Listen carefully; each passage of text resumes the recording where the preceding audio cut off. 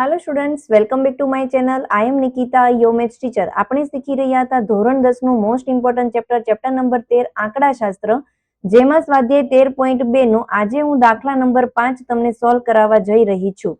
બહુ વ્યવસ્થિત મારી સાથે દાખલો આખો શીખજો। બહુ જ ઈઝી છે, બહુલકનો દાખલો છે, તમને 100% આવડી જશે। એ પહેલા જો મારી ચેનલમાં તમે પહેલી વાર આવ્યા હોય તો પ્લીઝ ચેનલને સબસ્ક્રાઇબ કરી દેજો, વિડીયોને લાઇક કરજો અને લિંક તમારા ફ્રેન્ડ સુધી શેર કરી દેજો। આવો તો આપણી પાસે દાખલા નંબર 5 કંઈક આ રીતનો આપેલું છે કે નીચે આપેલ આવૃત્તિ વિતરણ વિશ્વના કેટલાક શ્રેષ્ઠ બેટ્સમેન દ્વારા એક દિવસીય આંતરરાષ્ટ્રીય મેચમાં નોંધાવેલ રનની સંખ્યા આપે છે કે ભાઈ 3000 થી લઈને 4000 માં 4 બેટ્સમેન છે, 4000 થી લઈને 5000 નોંધાવેલ રન હોય એવા ટોટલ 18 બેટ્સમેન છે। આવો આખો તમને ગ્રાફ આપેલો છે અને અહીંયા આપણને આનો બહુલક શોધવાનો કીધો છે। ઓલરેડી 2-3 વખત બોર્ડની એક્ઝામમાં પૂછાઈ ગયેલો દાખલો છે, ઇમ્પોર્ટન્ટ છે, 3 માર્ક્સમાં પૂછાય છે। જ્યારે બહુલક શોધવાનું હોય ત્યારે સૌથી પહેલું કામ કરવાનું બહુલકીય વર્ગ નક્કી કરવાનો કે આ પૈકી બહુલકીય વર્ગ કયો છે। તો બહુલકીય વર્ગ કોને કહેવાય કે જેની આવૃત્તિ સૌથી મહત્તમ હોય। જેમ કે અહીંયા જોઈ શકે છે 4, 18, 9 બધા પૈકી સૌથી મહત્તમ આવૃત્તિ 18 છે, તો આ તમારો થઈ ગયો બહુલકીય વર્ગ। 4000 થી લઈને 5000 એ બહુલકીય વર્ગ થઈ ગયો। તો એની જે અધ સીમા હોય એને કહેવાય એલ। સૂત્રમાં જેટલી પણ વસ્તુની જરૂર પડશે એલ, F1, F0, F2 બધું આપણે શોધી લઈએ। બહુલકીય વર્ગ નક્કી થઈ ગયો પછી એની અધ સીમાને એલ કહીશું। તો અહીંયા આપણને એલ ની કિંમત મળી ગઈ 4000। નેક્સ્ટ સ્લાઇડમાં હું બતાવું છું તો એલ ની કિંમત મને મળી ગઈ 4000। મારે બીજું જોઈશે F1। સૂત્રમાં બીજી મારે જરૂર પડશે F0 અને F2।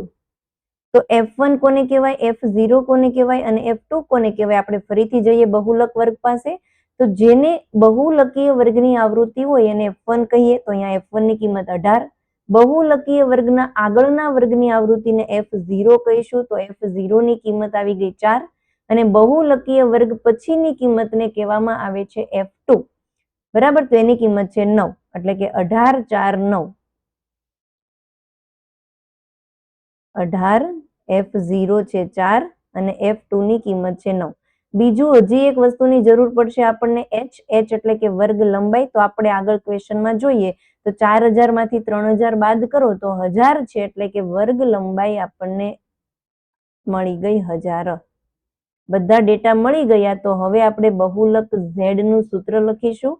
l વત્તા કૌંસમાં F1 માઇનસ F0 ના છેદમાં 2F1 minus F0 minus F2 કૌંસ પૂરો કરી દો અને એનો ગુણાકાર કરી નાખો h સાથે। l ની કિંમત આપણે અહીંયા જોઈ શકીએ છીએ। l કેટલું છે 4000, તો અહીંયા હું લખીશ 4000 વત્તા F1 ની કિંમત છે 18 માઇનસ F0 ની કિંમત છે 4 છેદમાં 2 ગુણ્યા F1, એટલે કે F1 18 છે અને 18 નો ગુણાકાર આપણે 2 સાથે કરીએ તો 18 દુ 36 થાય। તો અહીંયા લખી નાખીએ 36 માઇનસ F0 છે 4 માઇનસ F2 ની કિંમત 9 અને એને ગુણ્યા વર્ગ લંબાઈ h ની કિંમત છે 1000।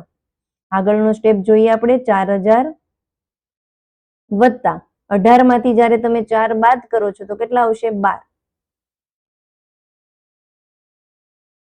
સોરી 14, 12 નહીં, 18 માંથી 4 બાદ કરીએ તો કેટલા આવે 14। નેક્સ્ટ 36। હવે જુઓ 9 પણ ની આગળ પણ માઇનસ છે અને 4 ની આગળ પણ માઇનસ છે। તો બંને જ્યારે માઇનસ છે ત્યારે બંને સંખ્યાનો સરવાળો થશે। તો 9 ને 4 કેટલા થઈ ગયા 13 અને નિશાની કઈ આવશે માઇનસની। તો -4 -9 થઈ ગયું -13 ગુણ્યા 1000। આગળનો સ્ટેપ જોશું આપણે। 4000 વત્તા 14 ગુણ્યા 1000 હું લખી નાખું તો અહીંયા હું કરી નાખું છું 14 ગુણ્યા 1000। અંદર લઈ લીધું મેં। છેદમાં 6 માંથી 3 બાદ કરીશું તો 3 આવશે ને 3 માંથી 2 જશે તો 2, એટલે કે 23 આવશે। 23 મૂળ સંખ્યા છે એટલે 23 નો છેદ ઉડશે જ ને ઉપર ગમે એની હારે। તો 14 ગુણ્યા 1000 એટલે 14000 ભાગ્યા 23 આપણે કરી નાખીએ, બરાબર। શું કરીશું સમજાણું ને। અહીંયા જો મેં અહીંયા કૌંસ છૂટો પાડી દીધો તો 1000 ને અંદર લઈ લીધા એટલે 14 ગુણ્યા 1000 થઈ ગયું 14000 અને 36 માંથી 13 ને બાદ કર્યું તો છેદમાં આવી ગયું 23। તો 14000 ભાગ્યા 23 કરીએ આપણે। પેલા ભાગાકાર કરી લઈએ નવી સ્લાઇડ લઈને। 14000 ને ભાંગીએ આપણે 23 સાથે.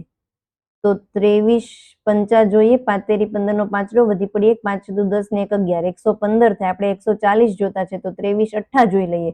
8 તેરી 24 નો ચોગડો, વધી પડી 2, 8 દુ 16, 16 ને 2 18, 184. આ તો વધી ગયું તો 23 છંગ જોઈએ. 6 તરી 18 નો આઠડો, વધી પડી 1, 6 દુ 12 ને 1 13, 138. 23 છંગ 138. 140 માંથી 138 બાદ કરીએ તો 2 વધશે. ઉપરથી 1 નીચે લાવવાનું આપણે 0. તો અહીંયા તમે જુઓ 23 કરતા 20 નાની સંખ્યા છે તો હજી એક 0 નીચે લાવવો પડશે, પરંતુ ભાંગાકાર તો આપણને એક સાથે એક જ સંખ્યા નીચે લાવવાનું કે. જો તમે બે સંખ્યા નીચે લઈને આવો છો તો એનો મતલબ તમારે ઉપર શું મૂકવું પડે? 0. બરાબર. હવે 23 અને 200, 9 તો 200 કરતા વધી જશે એટલે અહીંયા જ ભાગ ચાલશે. 23 અઠ્ઠા 184. 10 માંથી તમે 4 બાદ કર્યો તો 6 આવશે. અહીંયા આવશે 9, 9 માંથી 8 બાદ કરીએ તો 1, અને અહીંયા આવે 1 ને 1 માંથી 1 જાય તો 0. 16 વધી ગયું. એક અહીંયા આપણે 0 મૂકીએ તો અહીંયા આપણે ઉપર પોઈન્ટ મૂકવો પડશે. 160, 8 વધી જાય છે, 6 નાના રહે છે એટલે 23 સત્તા કરીને જોઈ લઈએ. 7 તેરી 21 નો એકડો, વધી 2, 7 દુ 14, 14 ને 2 16, 161. એ પણ વધી જશે તો 6 સાથે કરવાનું. 23 છંગ 138. ચલો ડેસિમલ પછી તમારો એક અંક આવી ગયો ને તો તમે અહીંયા દાખલો છોડી શકો છો. એક અંક અથવા તો 2 અંક સુધી કરી શકો છો. 2 અંક પણ કરવા હોય તો કરી લેવાય. તો હું અહીંયા છોડું છું 608.6.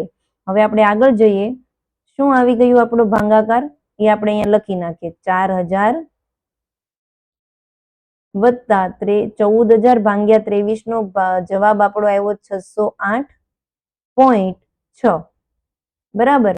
બંનેનો સરવાળો કરવાનો છે તો 4000 વત્તા 608 થઈ જશે 4608.6. અને તમે અહીંયા લખી શકો છો એપ્રોક્સ. એપ્રોક્સ નો મતલબ શું થાય કે એક્ઝેક્ટલી આન્સર નથી, પરંતુ એપ્રોક્સિમેટલી છે એટલે નિયરેસ્ટ આની નજીક આવે છે.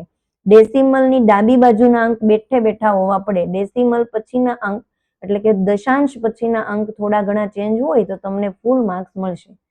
બસ એટલો દાખલો 3 માર્ક્સમાં ઘણી બધી વખત પૂછાણો છે અને ઈઝી છે. બેઠે બેઠા માર્ક્સ લઈ લેવાના છે. તમારે શું કરવું પડશે? ખાલી દાખલો જોવાથી નહીં આવડે, પ્રેક્ટિસ કરવી પડશે. તો સાથે સાથે બુક અને પેન લઈને લખતા જાઓ, બધા દાખલાની ગણતરી કરતા જાઓ એટલે તમને આવડી જશે. તો આઈ હોપ તમને આ દાખલો સમજાઈ ગયો હશે. મળીએ મારા નવા વિડીયોમાં. ત્યાં સુધી જોવો, લાઈક કરવાનું બાકી હોય તો પ્લીઝ લાઈક કરતા જાઓ. બાય.